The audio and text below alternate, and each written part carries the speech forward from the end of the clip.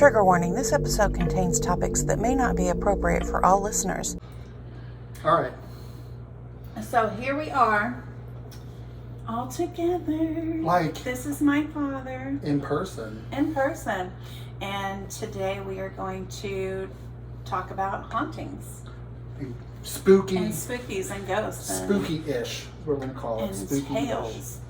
So, I know that you don't really have any ghost stories, but I do, and I'm going to share a personal ghost story to get us started off with.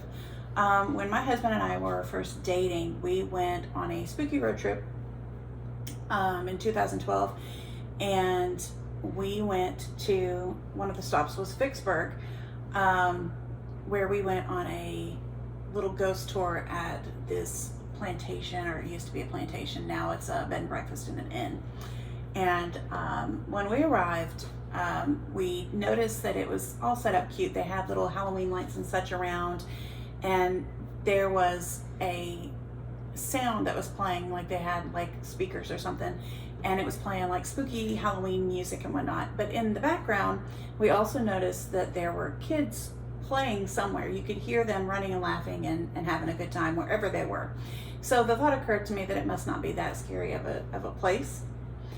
And we went inside and went to the bar area, and we had talked to the bartender, and we said, hey, is this place actually haunted? Because the night before we had stayed at a place that was supposed to be haunted, and the scariest part of that was their rickety old elevator. That was the scariest part of the whole thing, was it was going to fall and kill somebody. But we were assured, oh yes, this place is haunted. It's got several different spirits and whatnot. And so we were excited, and I think we just maybe had like one drink, and then they were ready to go.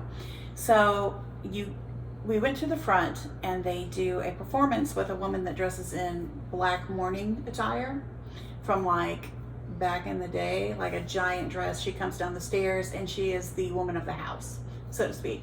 And she leads you through all the rooms and tells all the different stories and what all has impacted the house and its standing. And she stops at the last room, and she says, as she opens the door to lead people out, oh, and if you hear running and laughter of children, don't worry, kids will be kids. Alluding to the fact that the children that died in that house were still on the property. And then it occurred to us that we never saw children anywhere. Not inside, not outside. The closest thing to children were these two teenagers that were wearing headphones and did not want to be there. Certainly not running around and playing. So we were like, oh, that is so creepy, because we up and down swore. I remember you telling me that story. Up and down swore, oh my God, we heard children. Where were those kids? So we were like, okay, well, let's be like super sleuthy and like go back through with our cameras and, you know, a voice recorder that we had bought at Radio Shack. So we did that. And once we went all the way through and got to the end, we went and sat in the car and we started playing back the voice recorder.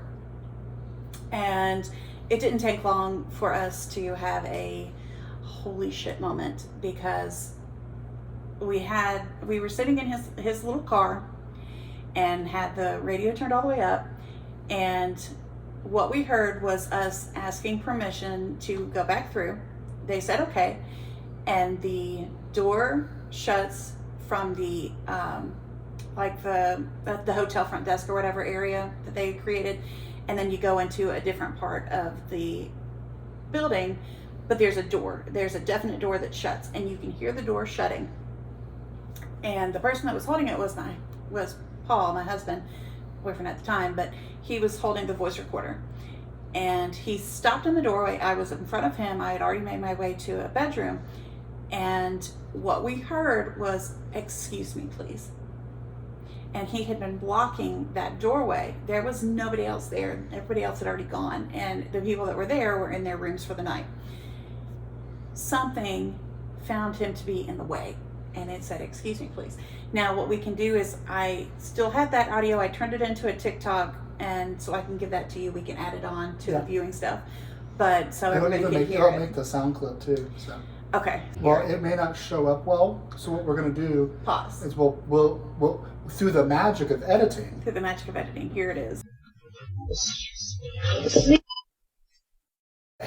That's what I meant by the power of The editing. power of editing. That was another story to tell. We'll save that one for another day. Okay. You don't know about Taco Bell, do you? Oh. As in, does With Kentucky Elena? have Taco Bell? No, as in Elena in the Taco Bell Ghost? No. Okay. It's a good one. There's a lot of scary things that happen in Taco Bell, particularly after you eat Taco Bell. Oh, yeah, that's not wrong, but... You exercise some demons when you eat Taco Bell. So I'm going to talk about some ghost story-esque things from my hometown. I'm from Louisville, Kentucky, as I say every single time we record, because words are hard and I say things like I'm from Kentucky. So the first thing I want to talk about is the witch tree in Louisville, Kentucky. More than 100 years ago, there was a coven of witches who used to conduct rituals and other witchy business around a tall, straight maple tree where the now gnarled witch's tree stands today, according to some guy named Domini. But in 1889, the city cut it down to turn it into a decidedly non-witchy maypole for a maypole celebration. When was that? In 1889. Oh, okay. A non-witchy maypole. Is Okay. there such a thing? For a May Day celebration. Right. As the tree came crashing to the ground, the witches went shrieking out of town to the West End, and the West End is now different than it was back in the 1890s. The West End now is kind of more lower income. The socioeconomic background of the people in the West End. It's a pinpointed area. Yes, yes. Back in the 1890s, people were more affluent in the West End, where there was still forests back then. You know, so before they left, though, the head witch turned around and she cursed the city, and her final words were, "Beware, Louisville, beware, 11th month." Ooh. Is that November? Yes, so 11 months later on March, no, I don't know if that was November, Oh, okay. but 11 months later, on March 27th, 1890, a big tornado struck the town and over 100 people died. Oh my gosh. A bolt of lightning allegedly shot out from the tornado onto the spot where the old tree had been, and the gnarled tree that currently stands in Central Park grew from this stump. Today, people decorate the tree with necklaces and charms as offerings to the witches. How cute. I love that. Yeah, it's really cool. Have you seen it? Yeah, it's right. Oh my gosh, of course. And it's in our old little Victorian era. We call it Old Louisville. And yeah, it's How delightful. pretty cool. There's like, it's cool. Now, the other thing I want to talk about, which is kind of big to the people that live there, not so much big anywhere else. Y'all know about Waverly, I'm sure. It's on the top 10 most haunted places in the world. So everyone knows about Waverly Hills. I grew up basically in its backyard. I showed you a map. Mm-hmm. Yeah, I grew up like right there. That's why they don't bother it. that's why the ghosts don't bother me.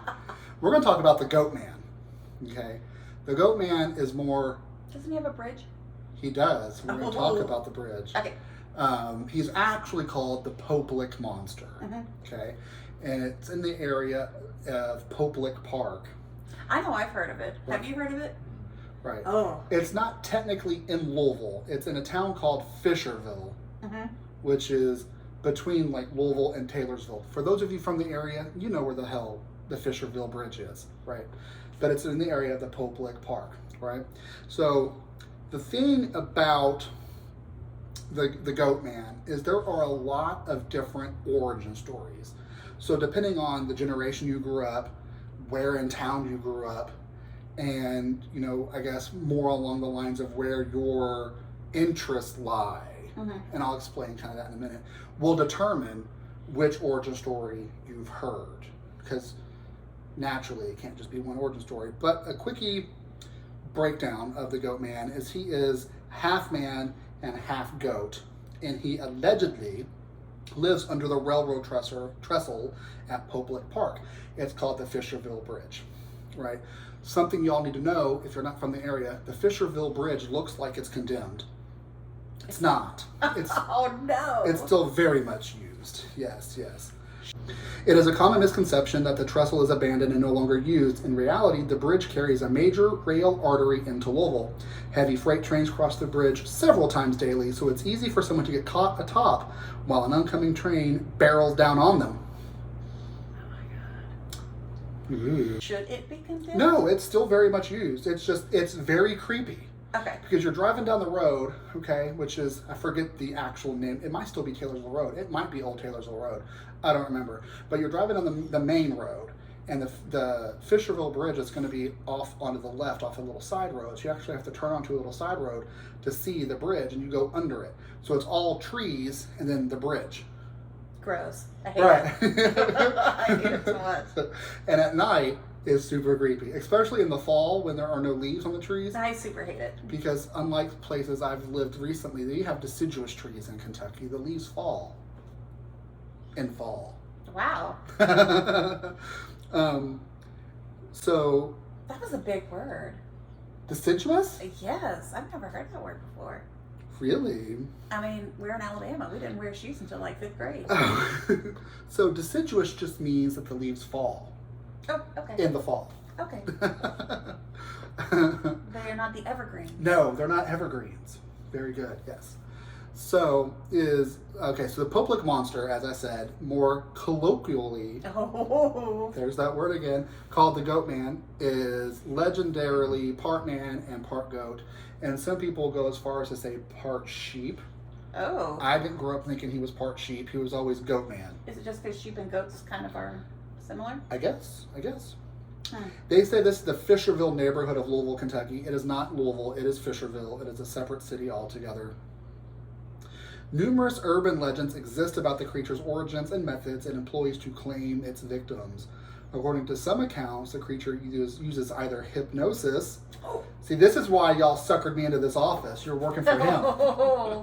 By the way, we're in a hypnosis office. We're on location at Hoover Hypnosis. The creature either uses hypnosis or voice mimicry to lure trespassers onto the trestle to meet their death before an oncoming train. Other stories claim the monster jumps down from the trestle onto the roofs of cars passing beneath it. Mm. Yet other legends tell that it attacks its victims with blood-stained axe, and that at the very sight of the creature so unsettling that those who see it while walking across the high trestle are driven to leap off. Oh my lord. Girl. Other legends hold that the monster is a human-goat hybrid and that it was a circus freak who vowed revenge after being mistreated. In one version of this origin story, it is said that the monster escaped after a train derailed on the trestle. Another version, commonly told by locals in the area, that claim the monster is really the twisted, reincarnated form of a farmer who sacrificed goats in exchange for satanic powers. The legend has turned the area into a site for legend tripping, and there have been a number of deaths and accidents at the trestle since its construction, despite the presence of an 8-foot fence to keep thrill seekers out. So you can drive over this bridge, but the rest of it's... You drive under it. Oh, I mean under it. Yeah, it's an actual bridge. That's like 20... For rail. Yeah, for so it's like 20 feet up in the air. So what's held off with the fence? Because, okay, so the sides of the road? The topography of Louisville, especially that part of Louisville and into Fisherville and the smaller counties, was very hilly. There's a lot of hills. And so they connected basically 2 hills together, is what it looks like. What actually probably happened is they probably blew through the hill to make a road. Right. But it's on hills. Gotcha. And so they have fences. I'm fat. I don't climb up the hills to get to the trestles. And unlike some folks, I've been fat my entire life. So I have not never one time climbed the trestles. Although I do have a story about the Goat Man. Now that I'm talking about the Goat Man, I remember a story from when I was a teenager. I love it. I want to hear it. Oh yeah, it'll freak you all the way out. I'm so ready. Okay. First, he's saying a few times, I hate all of this. I hate all of this. It is a common misconception that the trestle is abandoned and no longer used. In reality, the bridge carries a major rail artery into Louisville. Heavy freight trains cross the bridge several times daily, so it's easy for someone to get caught atop while an oncoming train barrels down on them. Okay, so my story about the Goat Man. Okay. So I was probably, I was driving age, but I wasn't driving this evening. I was probably 16. And it was me and my ex from 100 years ago and 2 of their friends. And we were in a small little bitty Geo Metro. This was like circa 2002, and it was probably a 98 Geo Metro at that. Loud. Okay, you had to like force the steering wheel to turn. Okay, and there was 4 of us, not small people, in this little bitty clown car that I call it. And we were just kind of driving around the haunted attractions around the city. That's noise canceling that just kicked in, by the way. I'm new to this whole thing. That's the goat man. He's in your... I'm still back in 1998 Geo Metro. So we were driving around at the haunted attractions. It was probably nowhere near Halloween. We're just creepy fucking people. Yeah. And we probably were... Sames.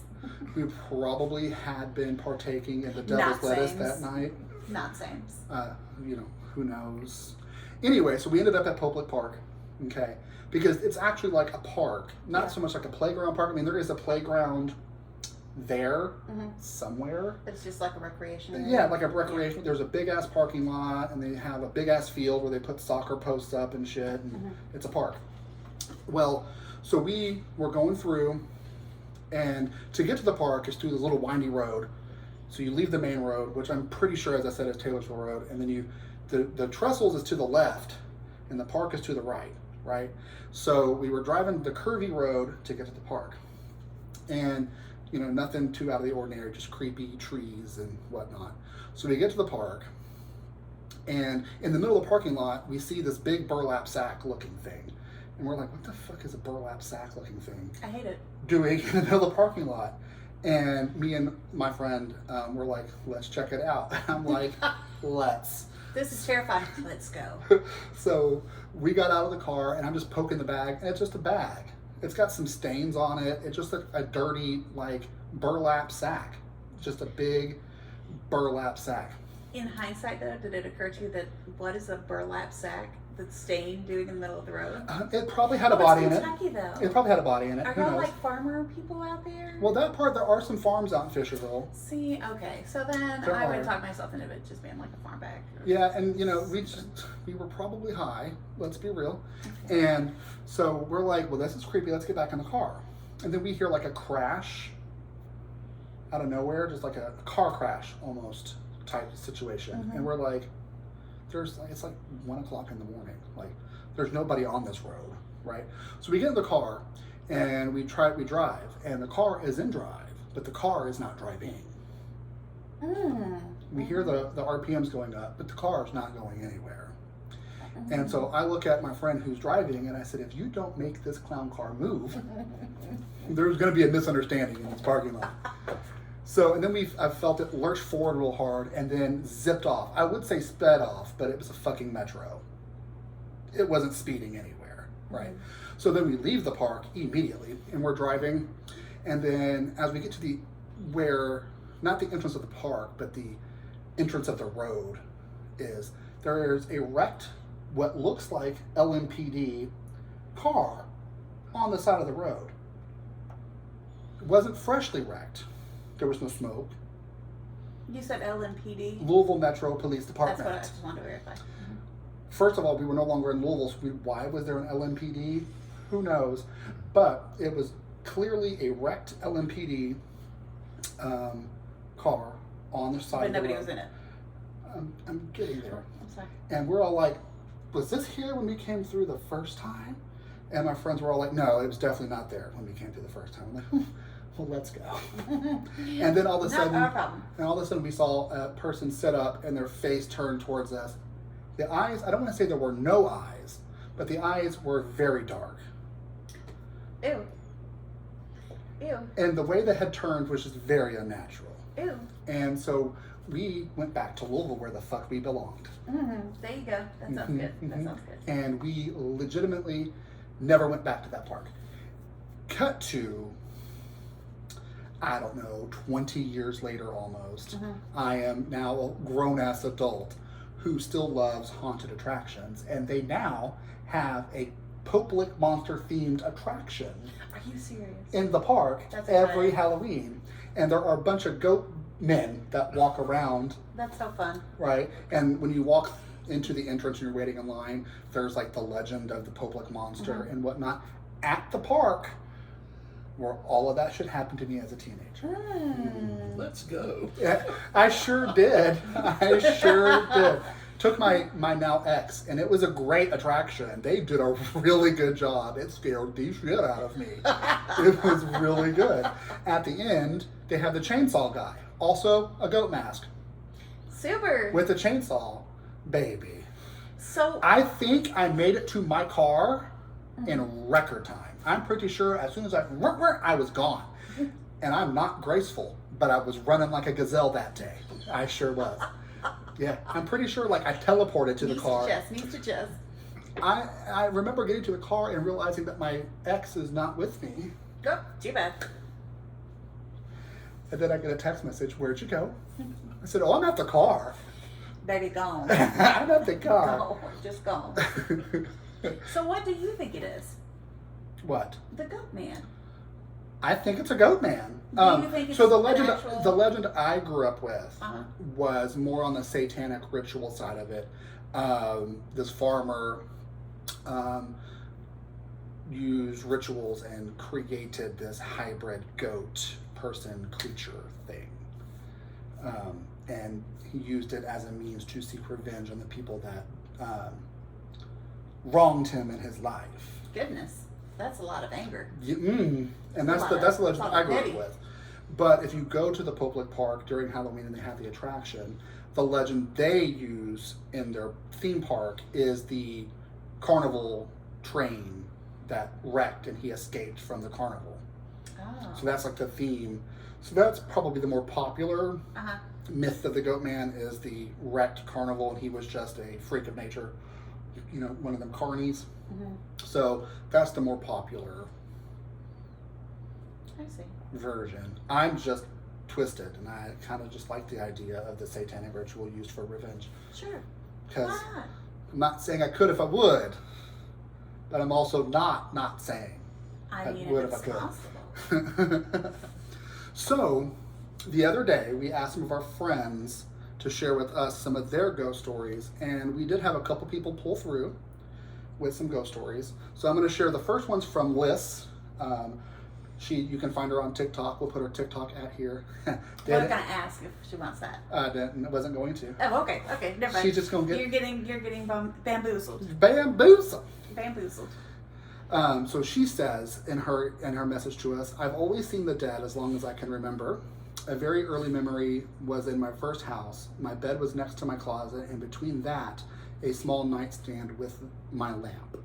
I'm gonna hate this story. I feel. You're gonna hate this. I'm gonna hate it. We should turn the lights off. Ooh. I can turn on my little fake candles. Your little light 'em ups. Look how cute these are. Hold on. Oh, that is adorable. Every night I'd see them. What? That's just the noise canceling. Okay. You touched it. Now it's back. Oh, okay. Every night I'd see them. Give it a little special feel. Shadows walking by my room that I knew weren't my parents or brother because it was easily after midnight and they'd be asleep. I would see a male coming up the steps. And he would open my door and leave. I'd stay frozen, but I watched. Ew, don't watch. Then my closet would open and I would visually see the knob turn and then I would see a clear figure come through the door and it would shut again. Night after night, months, I would hear the closet, see it open, and the person would come through. Mind you, I was in elementary school and I would tell my parents and they would say I was dreaming or that the house was settling. Thank you for never saying that to me. Or that they were shadows, something. Sometimes I would feel them tug at my sheets. Ew. Other nights I'd wake up and they would all literally be standing at the foot of my bed No. or at my bedside. I was told by my grandmom to pray them away. My solution began to be to move my nightstand when I knew they would start to block my closet. That didn't work. My dad caught me and he said, "What the F are you doing?" No, seriously. And I said, she should have "They won't- said, seriously, Dad. They won't leave me alone." He asked, "Who?" I said, "The people," Liss said. especially the man. He said you had a nightmare or he'd fix the hinges in the morning. I'd still see them, felt them touch me. I screamed and I got in trouble, and my mom put in this nightlight, an owl. Who the fuck? Her mom. That reminds me of like the Lost Boys, when the grandpa brought in the stuffed like owl, and Corey Haim's character woke up and it was just staring at him. Freaked me the fuck out. Who would use an owl nightlight, madam? Absolutely not. We love you, Liss. I'm so sorry. We love you. I believe I screamed because they terrified me unintentionally. They stopped being seen as much, but I still saw the man. And one day I saw a picture on my mom's dresser and found the answer. No, absolutely not. It goes on to say, she said, "Who are you staring at?" I said, "The man who walks the house at night." And she said, "That's your grandfather. He died in 1974. Grandpa, it's time to go. It's shoo. Thank you, Liss. Thank you so much for that. That was creepy as fuck. That was creepy. I hate it. I love it, but I hate it. How exciting. Okay, I gotta pull up Bonnie sent us a picture of the house. She did. Oh, that's so great. Thank you, Bonnie. Next is Bonnie. We're gonna tag her TikTok out as well. I love that, by the way. I'm gonna call her that forever. Bon? Yeah. I don't care if she hates it. I don't know if she hates it. I hope she doesn't, because I'm gonna use it. I don't care. Right. By the way, Bon, you're Bon. No, forever. Forever. So this is about the Sallie House in Atchison, Kansas. That's how you say that, right? Atchison? Mm-hmm. Is that right? I don't know. He's from Alabama, too. Oh. It looks like Atchison. Atchison. Atchison. We're going to call it Atchison. Okay. In the dark of the night. Oh, she got real creepy with this, girl. Oh, my goodness. In the dark of the night, a small-town doctor is jolted awake by a thunderous pounding on his front door. With only the light from a lantern, oh, this must have been a long time ago. Yeah. With only the light from a lantern, he stumbled through the house, wrenching open the door to reveal a frantic mother clutching tightly to her gravely ill daughter. Oh, Lord. That was all very, very verbacious just then. Immediately, Dr. Finney, okay, so apparently small-town doctor's name is Dr. Finney, ushered the woman and child inside to his examination room. He quickly determined young Sallie, so the grievously ill little girl's name is Sallie, was suffering from appendicitis. He needed an emergency operation lest her appendix burst. Get on it. In his rush to save the poor girl, the doctor began the operation without the aid of with the aid of ether or painkillers. Well, that was dumb. My Kentucky almost thought that was a typo that said either. Words are hard. Sallie died a most gruesome and painful death at the hands of a doctor who was desperately trying to save her. Did her last agonizing moments on earth cause her frightened spirit to remain trapped in a small house in Atchison, Kansas? Do you know about Sallie House? No. Is it the tortured spirit of the guilt-ridden doctor haunting the abode? Perhaps it is the ghost of Sallie's mother, brokenhearted from her daughter's untimely and horrific death, seeking vengeance for her suffering on any man who dares enter the house. This is a dramatic reading by Rob. Dramatic, right? Sallie House is one of the most infamous haunted houses in the Midwest. A quick Google search will pull up any articles about Sallie and the Pickmans who used to live in that house. It seems men take the brunt of the attacks from Sallie. The house is now a tourist attraction and is only used for paranormal curiosity, though many have experienced many strange occurrences there. On one such occasion, I had an out-of-town friend visiting and we decided to walk past the Sallie House. Tours of the house sell out months in advance, but no harm in just walking by. Or is there? Ooh. There's an old feeling about the place, but everyone knows about the Sallie House. Of course, it's going to feel creepy. My friend and I decided to walk down the short path to the house, leaving the safety of the public sidewalk. I myself wanted to get a little closer. Of course she did, because that's our bonbon. It's her bonbon. As I thought I had seen a face in the upstairs window and the house should have been empty and locked up tight for the day. She was going to go say something to him. Wasn't she? She was like, excuse me, this is not your place to be. Excuse me? Probably nothing more than reflected leaves from the trees, right? Yeah, okay. My friend, however, had stopped no more than 2 steps down the path. When I turned to him to ask if he had seen anything in the window, I discovered he was not right next to me, but behind me, face ashen and eyes wide. Ew. I asked if he was okay. He simply nodded and said we needed to go. Ew. Hmm. And He backed- no, you know what he said? He said, "Bitch, let's Let's go." go. He backed up the walkway to the sidewalk and motioned for me to hurry up. Once we were several blocks away, I again asked if he was all right. He said that he was. He was walking down the walkway. A strong force hit him in the chest and wouldn't let him go any further. My friend was not a small person. He said he also saw a face flash in the window about the time the force hit him in the chest. He said that the force felt angry and did not want him there. Many people have stories of the Sallie House. Is it real? Is it mere legend? Perhaps. We will never know. As a side note, I think there's also talk that Sallie is a demon. Ooh. I think if I'm right in that, I think some people think that Sallie is a demon. Ooh. Mm-hmm. That she's not the little girl, or she never was. So Bonnie also provided us some more information about, looks like a timeline of events. She states that she used to live a few houses down from the Sallie House. Creepy. If you look at 1990 through 92, I know the Humbards. So we'll, I guess, learn who the Humbards are when I go through the timeline. Especially their youngest brother, youngest daughter. Why did I just say brother? That's okay. I've only been driving for 10 hours today. It's okay. It's okay. Ooh, words are hard. That word is daughter, especially their youngest daughter, Shauna. Because what was going on was I said brother and then Shauna. Sean. That doesn't make sense. Apparently, Shauna is not mentioned, but she. That's just a side note. Now, none of my girls have ever claimed to have played with Sallie, but we lived 5 houses down from the Sallie House. Not in it or right next to it, but 5 houses down. But the timeline for the house is interesting. The time the Pickman family lived there is what brought the Sallie House to fame.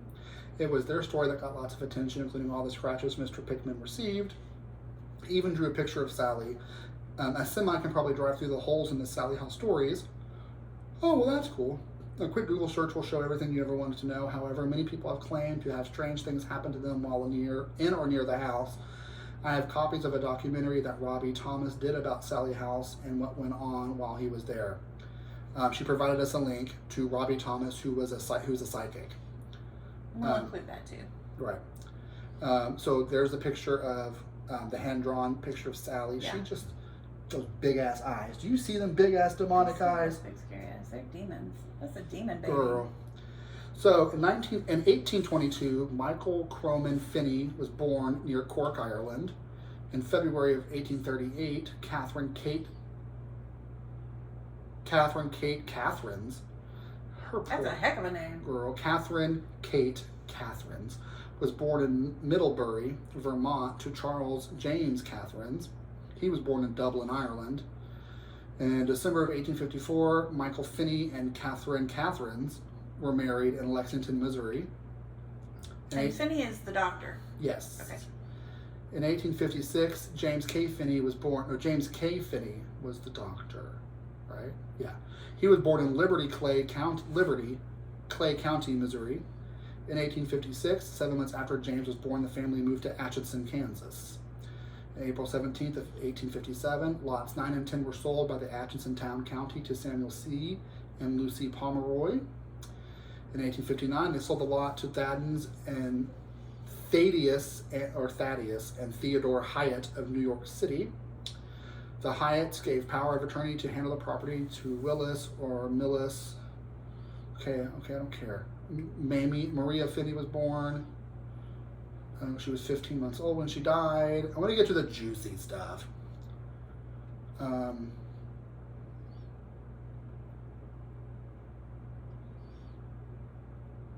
Okay, so we'll put the timeline somewhere in the video. If you're just listening and you're not watching the video, it'll be in the caption or something. There's a whole lot going on. It goes all the way to 2006, and I'm sorry, I'm not trying to read 180 years of dates. Don't forget to like and smash that subscribe button. AF, friends.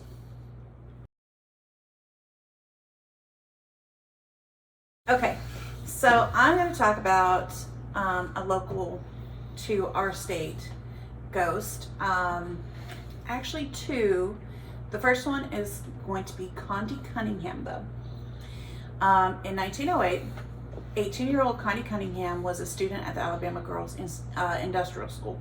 Now, as a matter of fact, you can actually follow her in previous years to this event and track that she had great grades, that she was in these honor rolls every year or so, just by looking up her name, and she was highlighted for her little education.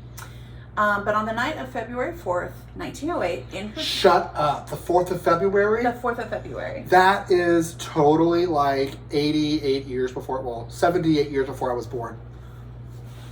Happy birthday. Thanks. She died. Love that for me. In her dorm room, Condi attempted to put out flames in an alcohol chafing dish. Now, you as a chef, do you know what that is? Yeah. I had no idea what it was, but I knew once I Googled it. We don't use them so much anymore. Now they have a gel, almost like a silica gel. You like that now. You still light it on fire, though? Absolutely. How else do you keep chafing dishes warm? I didn't even know what a chafing dish was. Oh, yeah. But now I do. Anyway, for those that don't know, Wikipedia states that a chafing dish is a metal cooking or serving pan on a stand with an alcohol burner holding chafing fuel below it. So it's used to cook at a table or as a food warmer for keeping dishes at a buffet warm. Yeah, so think about a buffet served on tables more so than like the buffets we Not may be the accustomed buffet to. line. Right. Yeah, okay. So for more like elegant, like weddings, for example. Oh, okay, I When you have follow. like a buffet at a wedding, all of those things are called chafing dishes that all the food is in. Okay. And the things that are on fire are The little, okay. used to be made out of alcohol. So, she unfortunately had her clothing somehow become ignited. She rushed out into the hallway where the flames were soon put out by either her classmates or a teacher. And what was thought to be survivable injuries actually turned fatal when she passed away at 10 p.m. on Thursday, February 6th. And she was laid to rest in Oak Hill Cemetery. Wait a minute. The 4th of February then was a Tuesday. I too was born on Tuesday, February 4th. It's as if she's telling me to tell you this story. That's cool. Connie is saying hello, future person. And as a side note, my father has actually been there, and he has seen the door in person, and he has taken a picture of the door. But I don't know where that picture is. It's on the computer somewhere. Try to find it and then get it to me. So anyway, her tragic death, I went too far. Death, however, would live on through her haunting. On the night of February 4th, 1908, Condi and her roommate had been making fudge on a chafing dish that sat on the floor of their dorm room between them. Now, that information I could not find newspaper-wise. This is a recent update to the story, so it's probably legend at this point. But we know that it actually did happen. The lights out was signaled, and the two of them rushed to extinguish the flame so that they didn't get in trouble from some teacher on the floor. But in the frenzy, the bottle of alcohol was spilled and fluid ignited, spreading to her clothes. The truth of the matter is that she ran out screaming and was put out. I found that it was stated that she put it out and a teacher had helped her to do that. But her spirit is said to be on the 4th floor of the main hall, where a girl-shaped figure hanging upside down, her long hair streaming down to the floor, is somehow engraved in the door of her room. That door has been taken off the hinges, and I think now it's a metal door, right? I don't know. The door that's in the storage area is wood. Yeah, the storage door is, but I think they've replaced it now with a metal door or something. Paint and repaint, the image always comes back, and it's in the grain of the wood. She can also be seen as a flash of red going by, spotted through the corner of your eye. Red, like she's on fire. Yeah, red like she's on fire. New claims include hearing screams in the shower and cries for help in the hallway. So, that is the first story. And again, try to find that picture and send it to us, and we'll post it too. In that picture, I do know for a fact, though, that there is some kind of a staircase next to it. And what looks to be the bottom of an old-timey dress coming down the stairs. But it's like not really supposed to be there kind of picture. Yeah. My next story is going to be about, indirectly, but it's about Jeffrey the Ghost. And I know that you don't know who Jeffrey the Ghost is. Do you know who Jeffrey the Ghost is? Okay, so in Alabama there was a folklorist named Catherine Tucker Wyndham, and she wrote this series of books called 13 Alabama Ghosts and Jeffrey.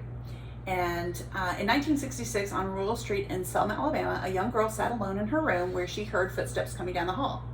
Thinking it was her brother Ben home from college, the young girl called out to him, only to receive silence as the response.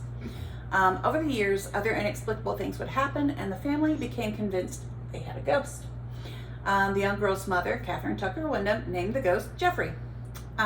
She turned her paranormal inspiration into the book series. Perfectly appropriate name for a ghost, I'd say. I mean, it's a good name, isn't it? Absolutely. It's a great name. She co-wrote this book with a woman named Margaret Gillis Figh. I assume Figh. F-I-G-H. The first to notice Jeffrey in a room was the family's cat, though. Admiral Hornblower. Well, all right for that. What a fancy name for a kitty cat. That is fancy. But he eats fancy feast cat food. well, too. he's dead now, so he eats fancy feast in kitty heaven. Kitty heaven. Reportedly, though, he would be asleep in his chair and then suddenly stand up and screech without explanation. Catherine remained in the same house with Jeffrey until her death in 2011, and the house has since been sold to a new family, but no information on whether Jeffrey has welcomed the new family in his same way or not has ever been, shared. The Wyndhams, though, the children are still alive, and they only wish that Jeffrey is happy wherever he is.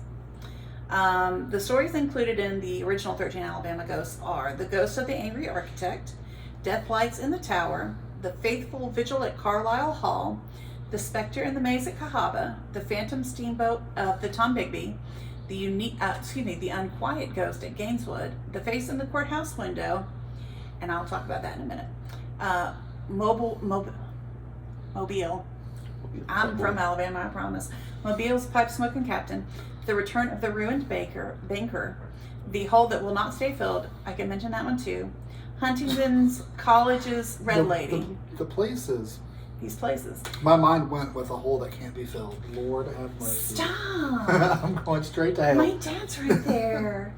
The Crying Spirit at the Well, and The Dancing Ghost of Grancer Harrison. Do you know about Huntington College's Red Lady? Is that the same as Gandhi? No. Okay.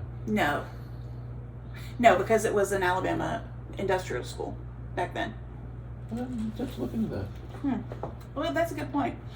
But upon her book receiving backlash from certain Christian groups, No. Catherine stated, "If I'm going to hell, and I can't deny that, because it's not for me to judge, it won't be for telling ghost stories. I have far greater shortcomings than that." Yes, ma'am.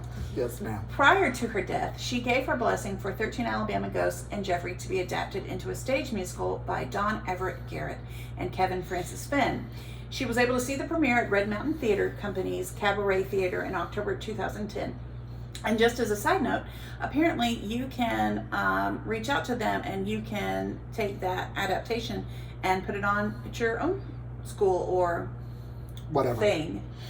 However plays work. However plays work. Now, about the two that I mentioned, I looked into The Face in the Courthouse Window. I was going to tell that story. But upon researching it, it became a little bit more concerning of it being just a racial legend. Ah, yes. And I was like, Alabama. I don't want to do that one. And then The Hole That Will Not Stay Filled was a story about a man who had been, I think he was lynched. Oh. But his That's not what I feet, thought. oh, it's about a tree and a hole in the ground. Anyway. Yeah, that sounds like a lynching to me. Every time they would go to fill this hole that was underneath this tree, it would unearth Excavate? itself. Hmm. So much so to where I think now the area that it's referencing to, and the tree's been removed, and I think the area is filled with rocks. Like they literally went out of their way to fill the hole with permanent ways. Villains. What were you pointing at? Death Lights in the Tower? Death Lights and Towers in Tuscaloosa. Is that University of Alabama? No, I'll tell you about that. Oh, okay. So now I'm going to pass it off to my father, who is just as weird of a person as me. What do you want me to do? To the name, her name. Catherine Tucker Wyndham? Yeah, and I just wanted to say that it is well worth anyone's effort to look up Catherine Tucker Wyndham on YouTube and hear her telling some of these stories. The woman is incredible. She can tell a story. So, Alabama dialects? Ish. I mean, they're pretty similar to the rest of us. Real thick She got Southern that Montgomery drawl. Southern. It's her. And she tells these I got stories chills. I got chills. beautifully. She is an amazing. We had a tape we'd listened to in the car Storyteller. driving places, and she's telling the story, and I don't remember the story, but the one phrase, piercing blue eyes. She was. Does that make you? She was incredible. She But it's was well worth the incredible. effort. If you ever get a chance, and We'll put the links in the captions. Yes, Yeah. To the because you video. can still buy. Yeah, and you can still buy her books out and about. And I know for a fact that when I was a kid, renting out those books from like a library, it was a hot book to get. But they were fantastic books to read, just to early childhood spooks. Oh yeah, yeah. Okay, and so now you're going to tell your stories because you have done so much. I learned about chupacabras when I was like 8 in the back of Orion's at a MUFON meeting. So that's who I am. At a what meeting? A MUFON. What is a MUFON? I'll get into that a bit. You want me to go? Oh, I was just a quick. What does it stand for? Mutual UFO Oh, okay. Network. Okay, cool. All right. He likes aliens. There's nothing wrong with that. There's deeper information to that too. I just wasn't sure what a MUFON was. Okay. MUFON. All right, cool. Okay, so You were going to tell your story about an experience that you had a billion years ago. But do you want to tell the funny story about our ghost hunt together at the Christmas house? About the nuns? There's even a prelude to that. You want to do the whole thing? Sure, go As to ahead. why we were there? Yeah. Okay. So we're jumping right into the middle or the latter years of my involvement in doing ghost hunting. So anyway, I was doing ghost hunting. Around Halloween time one year, we were invited by a Birmingham radio duo to come visit a haunted house with Rob them. and Shannon. I wasn't going to name names. We'll do it. But anyway, yeah, Rob We're and a little Shannon. podcast. Nobody knows. And so we'll get like 40 views on this video. I went along. I went along with Jeanette McClure, who I'll talk about again later. Jeanette McClure was a psychic from the Huntsville area, little lady with a big white beehive. Wonderful, sweet lady. She's passed now, but she's a wonderful lady and a psychic. So we went to do this little adventure with the radio people. The fact that she had a beehive and she's a psychic, this may not be what she looks like at all, but I'm getting poltergeist. Carol Ann! She's taller. Make her taller. Make her taller? Okay. That's who I see. Beehive, But wonderful psychic, lady, super sweet. southern woman. Oh yeah. But just make her taller. It's bigger dollar. So we went and we had a great time. We went through and did viewed the house, heard the stories from the homeowners about what they had experienced there. And one thing that we would always do. Describe the house a little bit. Giant old Victorian. It's sort of Victorian-ish, and it was on the south side of Birmingham. Still there. Haven't heard any more about any kind of activities there at all, but it's a very, very well maintained, very beautiful house. We went there and we did our usual ghost busting. So we did our usual ghost busting activity and got to at the end of the evening, once we viewed everything and talked to all the people involved, we would do tabling. Tabling is a form of seance. Don't do this at home. Where you sit around the table, basically have your hands on the table very gently. You'll initially start out with a sort of an invocation and a prayer of Jeanette would do that. Of protection. Put a white light around everybody in the activity so you're protected from any evil things. And then once that's over, you have your hands basically gently placed on the table, and you would ask questions of any of the spirits who want to come in. Is it hands or fingertips? Fingertips. Well, just very light touch. And what happens is, sooner or later, and I'm about as much of a skeptic as I can be, having seen the things I've seen. But you're sitting there at the table, and eventually you start feeling some vibrations on the table. You feel some little knocks and gives, and eventually the table and you think, the table will creak silly. a little bit, and you go, "What's going on here?" And then eventually the table will raise up on two legs or one leg. It'll start moving, raising up, and you can ask. In your experience, it did. In my experience, so you eventually can then translate those movements into yes or no answers. One is yes, two is no, things like that, and you can get a lot of information that way. So we did that. Now, this was during the time when all the radio people were there, and they had a couple of friends with them. I believe they had come with pillows and snuggle toys, like little stuffed animals to enjoy their night. They were going to spend the night. It was going to be a fun time. They were going to get sleep. Well, love that. Yeah. So we're doing this tabling session, and we're getting activity. We're getting things. And also during the tabling session, there were noises all through the house. Some of the noises were like things falling on the roof and making noise going down. So to get to the end of the story, the guests were quite impressed, would be a good word. Once we finished that, there was no overnight party to be had. Well, they were gone. Now I'll give Rob kudos. He stayed for the night with the folks, and we left and went on our way. Now, that house, I don't know if it's that same year or maybe the next year, we got an invite to come visit because they had it all decorated for Christmas.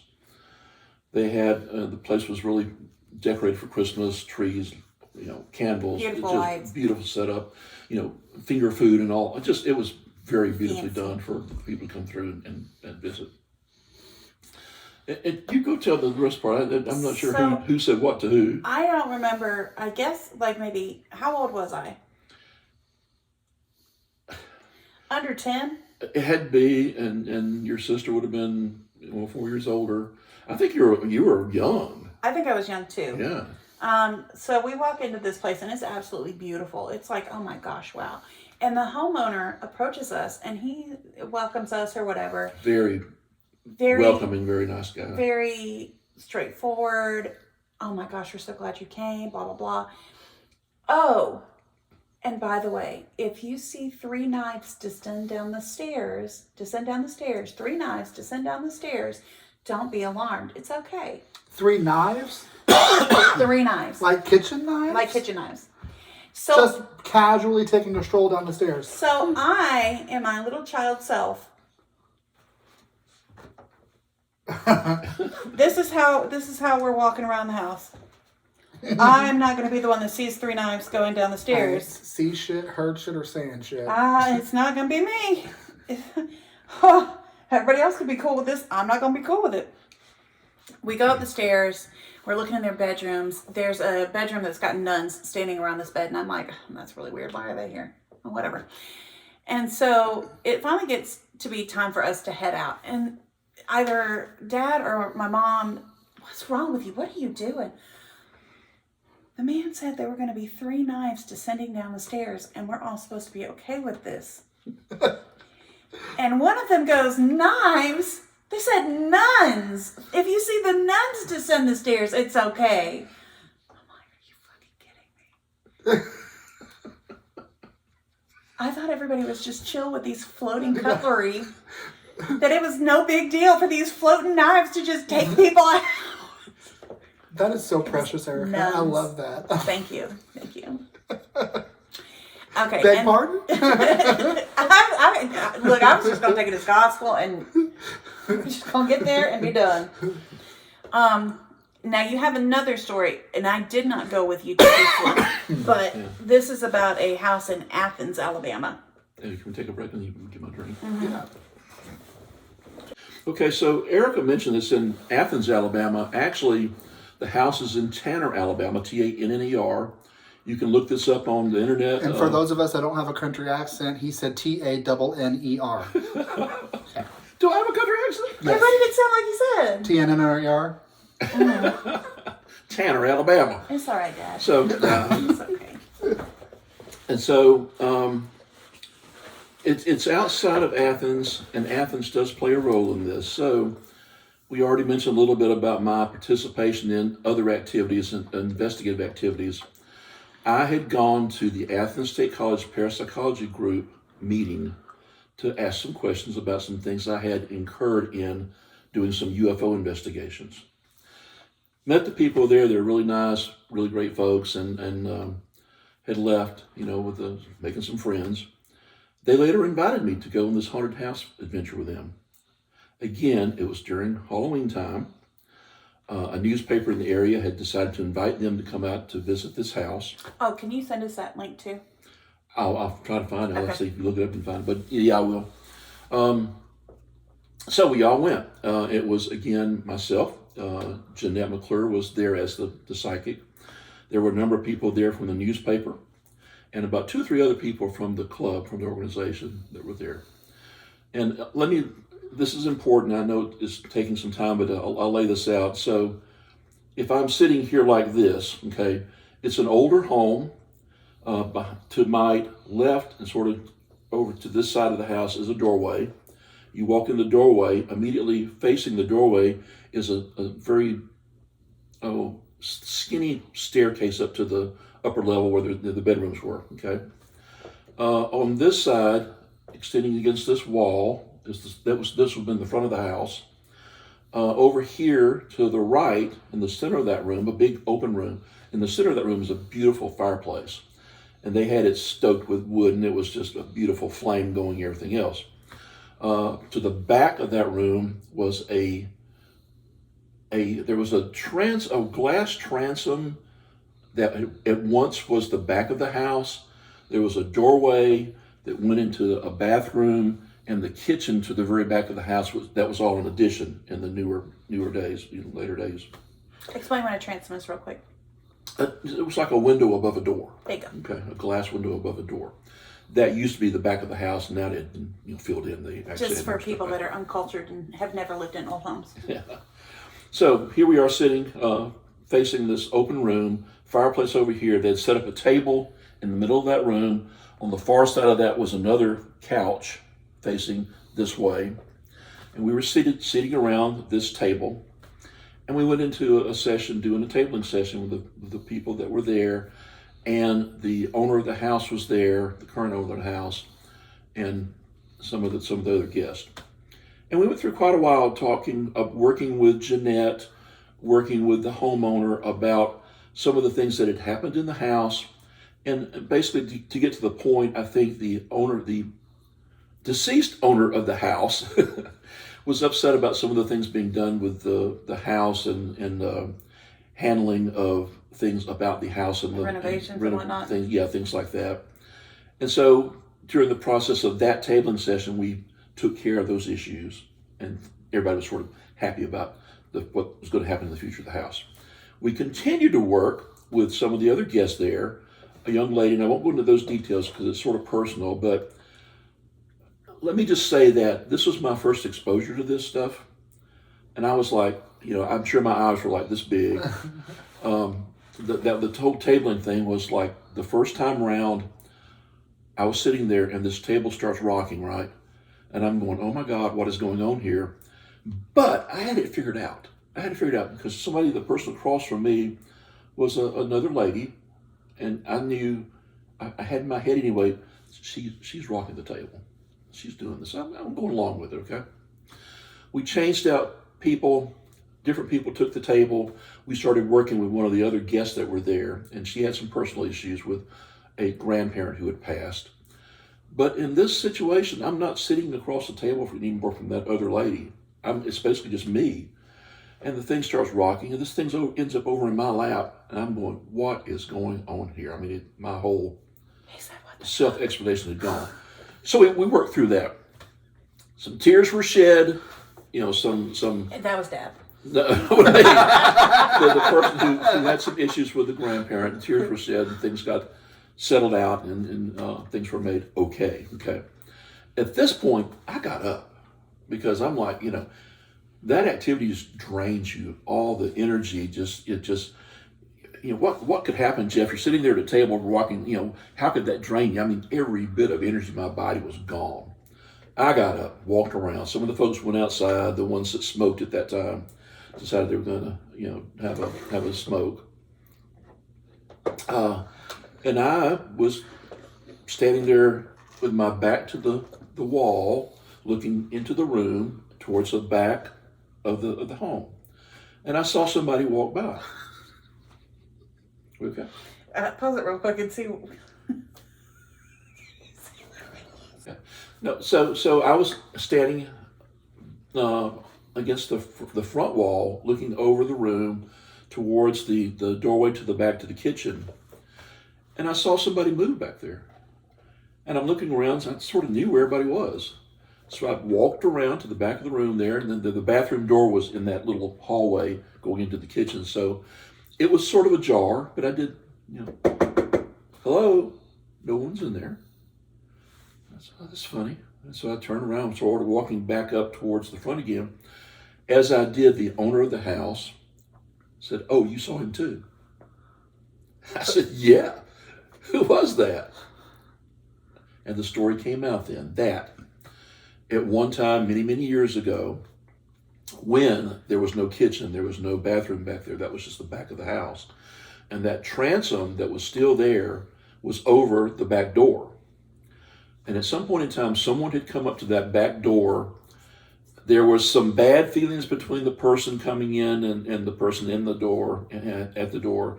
And there was a shotgun involved. The shotgun was dropped, they said, went off, killing the person in the doorway. And also, the shot from the shotgun shattered that window in the transom above the door. Okay. So he was saying that was possibly who that ghostly figure was that I saw. Also, from that point on, at various times in the year, for no apparent reason, the transom was still there. Even to modern day, the glass would shatter and fall on the floor. You love it, don't you? This was my introduction to the ghostly world and the team there. And I got in my car and drove off that night, and I'm going, what in the world have I gotten into? He said, what the fuck? He said, what the fuck? Beg pardon? So, also, the house that we moved into that I grew up predominantly is where Mom and Dad still live. And we had a cat growing up named Boo Boo. And Boo Boo had a gimpy eye. Could it be his eye had a boo-boo? His eye had a boo-boo, but he was named Boo Boo too. That was the joke. Shh. And my father goes frequently downstairs in their house, and he's got an office down there, and he will see Boo Boo scare by. You can see a little shadow just zip by the doorway. There's also a story about that house that the upstairs bathroom didn't work for so long as far as the tub goes. And when we finally got it to work again, we learned of the story of the house. And there is a hamper that's built into the wall, and it's got Pearson drilled into it. And it turns out that Mr. Pearson owned the house. And one afternoon he went to go visit his wife at the nursing home that's right down the hill. And when he came back, he died of an aneurysm in the bathroom. And he hit his head, I think, on the tub. But so we finally got it to work. And then after we learned of that story, the tub decided to not work again. There's something wrong with the plumbing. So my family just said, okay, that's your tub. And just left it be. That's their tub. We're not going to worry about it anymore. Like Liss was saying, I used to see like an orange kind of outline of a man in the doorway of my bedroom.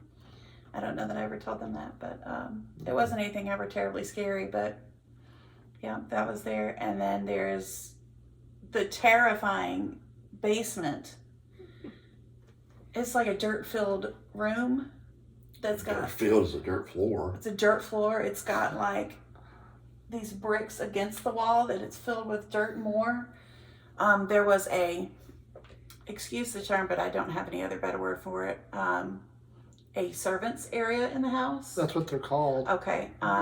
It was a single room, and fuck that. Fuck that. I'm not going in there.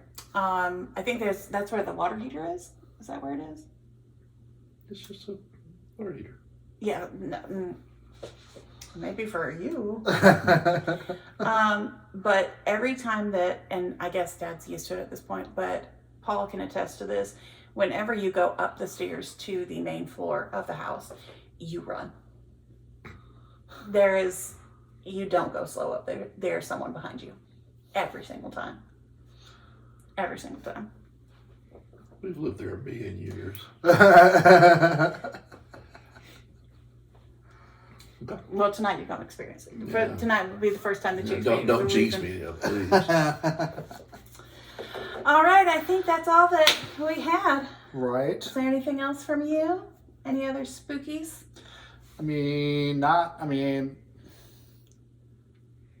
Not that I can think of at the top. Of course there's more spooky. It's me.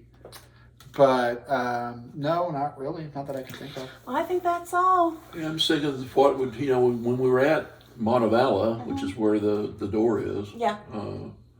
I don't remember being impressed by much of anything there except for we were in the president's mansion house, and there was a distinct, you could smell Prince Albert tobacco walking through the place. I didn't see Is that anything pipe? spooky, but yeah, pipe tobacco. So it's sweet. Is that the King's house? I think so. Yeah, King's house had their story too. Yeah. And I have to look up see if Condi was the lady in red, Huntington. I don't think so. Huntington is Montgomery, Huntington is a different school. Yeah. Montgomery? Yeah. Somewhere, I don't know. So. All right, well, thank you. Thanks again to Liss and Bonnie. Thank you. And thank you to Mr. Ballard. To Jeffrey. To Jeffrey. Jeffrey Ballard. And also, we are hypnotists, and we work at Hoover Hypnosis. So if you need a hypnosis care, come see my dad. Or me. Thank you. Thank you. All right. We'll catch you guys next time. Thanks for joining us. We love y'all, sweet pumpkins. Stay safe, and remember, To fix your mouth.